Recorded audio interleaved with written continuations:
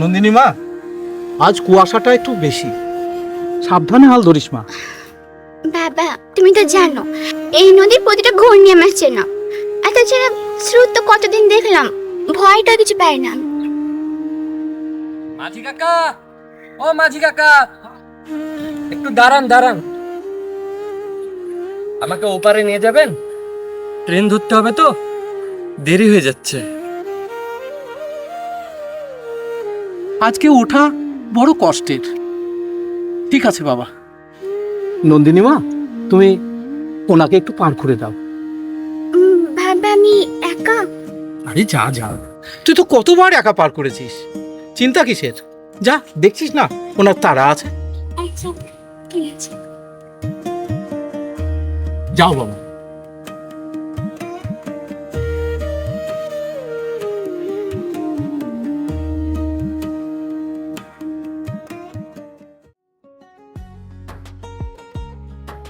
আপনি একা চালাবেন? মানে আমি ভাবলাম মাঝি কাকাই। কেন, মেয়ে মানুষ দেখে ভরসা হচ্ছে না বুঝি? এই নদীতে আমি জন্মের পর থেকে বইটা ধরি। আপনি বরং শক্ত করে ধরে বসুন, স্রোত দেখছি একটু আজকে বেশি আছে। এত তাড়াহুড়ো করলে তো পড়ে যাবে, চুপ করে বসুন। Sorry sorry.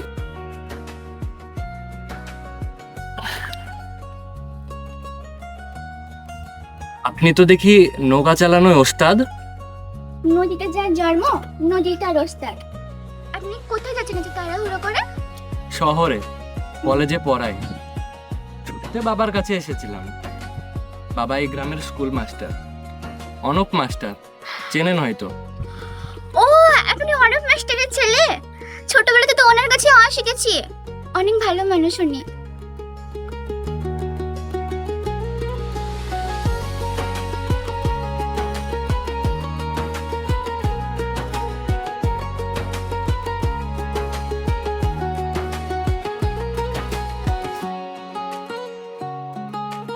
আচ্ছা, আপনার নামটা? আমার নাম নন্দিনী, কিন্তু বাবা আমাকে ছোটবেলা থেকে নদী বলে ডাকে। নদী ধারেতে আমার জন্ম, এই কারণে। বাহ, নাম আর মানুষ দুটোই খুব সুন্দর মিলেছে দেখি। ধন্যবাদ নন্দিনী, আজকের এই পার হওয়াটা মনে থাকবে।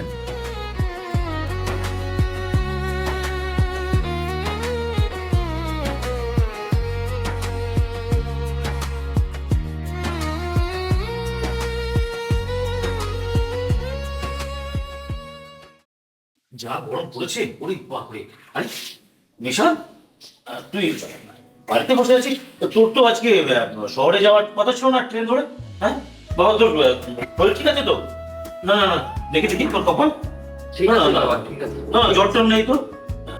বাবা, ভাবলাম আরো কয়েকটা দিন গ্রামে থেকে যায়। শহরের ভিড়ভাড়টা ভালো লাগছে, বুঝলে? গ্রামের হাওয়াটা একটু শরীরে লাগুক। হ্যাঁ, গ্রামের হাওয়া শরীরে লাগা তো ভালো, তাতে শরীরও ভালো থাকবে, মনও ভালো থাকবে। কিন্তু বাবা, তার তো কুছ কালা হয়। আমার তোর মুখ থেকে মনে হচ্ছে অন্যরকম কিছু ব্যাপার আছে। বলতো বাবা, দ্বিধা করিস না। আরে তোর আধুনিক যুগ, ব্যাপারটা তো বন্ধুর মতো, তাই না? সত্যি কথা বলতো, কি ব্যাপার? বাবা, তুমি সব বোঝো দেখছি। আরে বাবা, ছেলেটা তো আমার নাকি, তা আমি বুঝবো না তো কে বুঝবে? তো বাবা, দাঁড়া, আমি তোকে একটা কথা বলি। বলছি বাবা, দেখ, আর যদি তোর টান থেকে দেখো, মানে কিছু মনে করিস না, মানে আমি বলছি, হ্যাঁ তো বাবা, তাকে ভালো করে চেন, বোঝ। শুধু চেহারা দেখে আবেগ দিয়ে ভালোবাসলাম, হৃদয় দিয়ে, মন থেকে ভালোবাসলাম, বুঝেছিস? বাবা, সেদিন নদীতে যে মেয়েটা আমাকে পার করে দিল, আরে মাঝি সঞ্জিত কাকার মেয়ে, তার নাম নন্দিনী। কি অদ্ভুত সাহসী মেয়েটা, কি পরিশ্রমী। এক হাতে যেমন বইটা সামলালো, আরেক হাতে আবার বইপত্র বাঁচে। বাবা, এই একদিনে আমি বুঝে গেছি ও অন্যরকম। বাবা, কি যেন বলিস, সঞ্জিত মাসি, তাই তো? হ্যাঁ হ্যাঁ, আমি তো চিনি, ওর মেয়ে তো নন্দিনী, আমার কাছেই তো পড়েছে, ও বুদ্ধিমতী মেয়ে বাবা। কিন্তু বাবা, ওরা তো গরিব মাঝি না, আর নৌকা বেয়ে ওদের দিন চলে। বাবা আমরাও গরিব, কিন্তু আমরা তো মাস্টার হিসেবে গ্রামের সবাই যথেষ্ট সম্মান দেয়। বাবা এই নিয়ে কিন্তু সমাজে একটু প্রশ্ন করলো, বাবা তুই একটু ভেবে দেখিস। বাবা, ভালোবাসায় জাতপাত, টাকা পয়সা এসব দেখবো? তুমি তো নিজেই ছাত্রদের শিখেছো মানুষ মানুষকে ভালোবাসে গুণ দেখ, বংশ দেখে না। আমার শেখানোর কথা আমাকে ফিরিয়ে দিলি বাবা। ঠিক আছে, তবু বলবো তুই একবার নন্দিনীকে ভালো করে চেন জান বুঝ, হ্যাঁ? তারপর তুই যা ভালো বুঝিস করবি, আমি তুমি কোনো কথা। এই না হলে আমার বাবা। ঠিক আছে বাবা, ঠিক আছে, কিন্তু দেখছিস বাবা পরে যেন আবার পস্তাতে না হয়, ভালো করে বুঝিস কিন্তু, হ্যাঁ? হ্যাঁ বাবা, একদম।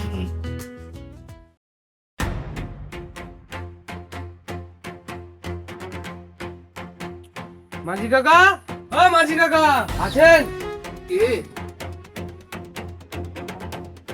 বাবা রাজ, এসো এসো, বসো বাবা, বসো বসো। বসার সময় নেই কাকা, বাবা পাঠিয়েছেন। গত মাসের সুদটা কোনো শোধ হয়নি। আসল 3,000 টাকাটা সুদে আসলে 5,000 হয়ে দাঁড়িয়েছে। এই সপ্তাহে দিতে হবে কিন্তু। বাবা, এখন মাছও কম, যাত্রীও কম, এই মাসে তেমন রোজগার হয়নি বাবা। আমাকে আর একটু সময় দাও, আমি তোমার সমস্ত টাকা শোধ করে দেবো বাবা। সময় সময় কথা 3 মাস কাটিয়ে দিলেন। বাবা বলেছে টাকা না দিতে পারলে নৌকাটাই বন্ধক রাখতে হবে। আর নৌকা ছাড়া তো তোমাদের তেমন কোনো সম্পদ নেই, তাই না? নৌকাটাই তো আমার বাবার একমাত্র সম্বল, রুটি রুজির উৎস। নৌকা নিয়ে গেলে আমরা খাবো কি? ও, তুমি মাঝি কাকার মেয়ে নদী, তাই না? বাহ, দেখতে দেখতে তো বেশ বড় হয়ে গেছো। শোনো মেয়ে, যদি রাজি থাকো একটা কথা বলি, আমার সাথে বিয়েটা করে ফেলো। তাহলে বাবাকে বলে পুরনো দেনা হিসাব মাফ করে দেব। মহাজনের ছেলের বউ হয়ে থাকবে, আর কষ্ট করতে হবে না। এই কথা বলার সাহস তুমি কোথায় পেলে? আমরা গরিব হতে পারি, কিন্তু বিক্রি হওয়ার মতো সস্তা না। আমার বাবার দেনার বদলে আমি নিজেকে কখনো বিক্রি করবো না। চুপ মেয়ে, বেশি কথা বলিস না। শুনে রাখ, তোদের বাঁচা মরা সব আমার বাবার হাতে। ভেবে দেখিস, নৌকা হারিয়ে না খেতে পেয়ে মরাচ্ছে, আমাকে বিয়ে করে রাজনারীর মতো থাকা ভালো না?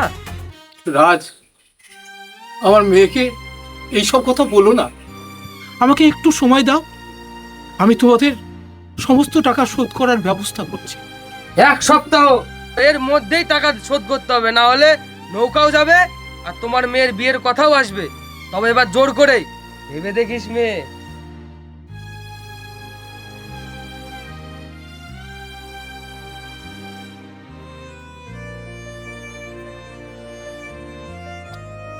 বাবা, বাবা তুমি চিন্তা করো না, আমি আরো বেশি খেয়ে বেড়াবো, দিন রাত কাটবো, কিন্তু কিন্তু ওই লোকের কাছে নিজেকে কখনো বিক্রি করবো না। তুমি চিন্তা করো না, সব ঠিক হয়ে যাবে। সব ঠিক হয়ে যাবে। ভগবান, আমরা গরিব, তুমি দেখো ঈশ্বর, আমাদেরকে রক্ষা করো।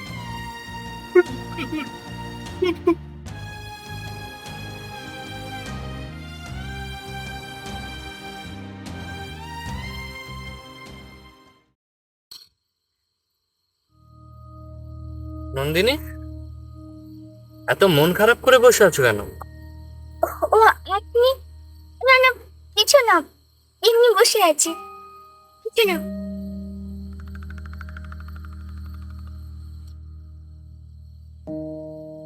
এমনি বসে থাকা মানুষের চোখে এত জল থাকে না নন্দিনী, কি হয়েছে বলবে? জীবনানন্দর ছেলে রাজ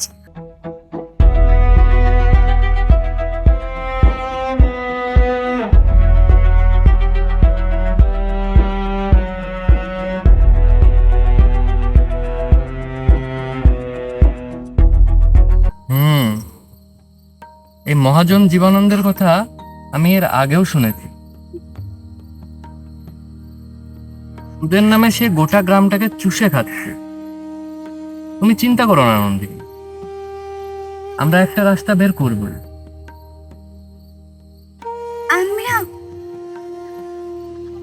শহরের মানুষ, লেখাপড়া করার মানুষ, গরিবের সমস্যা আপনি কোনো চাইতে যাবেন? কারণ আমি চাই না তোমার চোখে এই জল থাকে। নন্দিনী, সেই দিন থেকে যেদিন তুমি আমার বইপত্রগুলো বাঁচিয়েছো, তুমি আমার মনটাও এক টুকরো নিয়ে গেছো। এটা আমি বলতে দ্বিধা করব না যে আমি তোমায় ভালোবেসে ফেলেছি। এইসব কথা বলবেন না নিশান বাবু। আপনি শহরের মানুষ, মাস্টারের ছেলে, আর আমি এক গরিব মাঝের মেয়ে। আমাদের মধ্যে আকাশ পাতাল তফাৎ। লোকে হাসবে, নানা রকম কথা বলবে, তাছাড়া আপনার বাবা কষ্ট পাবে। বাবাকে আমি বলেছি, বাবা রাজি। আর মানুষ আসবে বলে সত্যি ভালোবাসাকে লুকিয়ে রাখবো? এটা তো কাপুরুষতা। তুমি শুধু বলো, তোমার মনে কি আমার জন্য কোনো জায়গা নেই?